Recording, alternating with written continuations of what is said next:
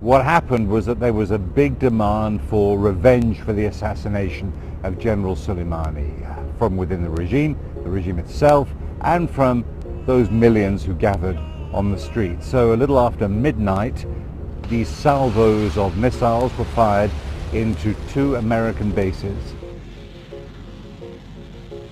They seem to have been quite carefully calibrated so that while they satisfied the desire for revenge, at least that's the hope of the regime, at the same time they didn't provoke President Trump into going ahead with his threat to answer any big attack with a much bigger and much more destructive response from the U.S.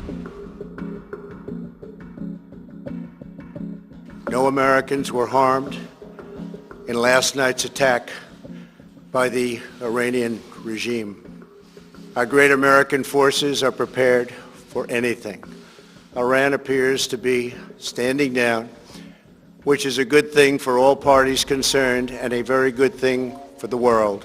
Donald Trump appeared to be looking for the so-called exit ramp, for a way to claim victory and back away from an ongoing round of military attacks and reprisals. And I think that's what you saw in his speech today. He said that Iran was standing down, and he talked more backward-looking about what the United States had accomplished instead of forward-looking about what the United States might do next.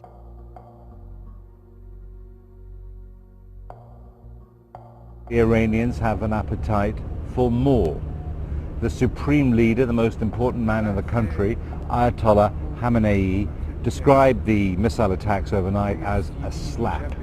He said the longer-term objective was to get America out of the region. Now that sounds pretty tough, but that's something that they've said loads of times before. So now I think at this point you can essentially close the book on this crisis, but the reality is this is far from over.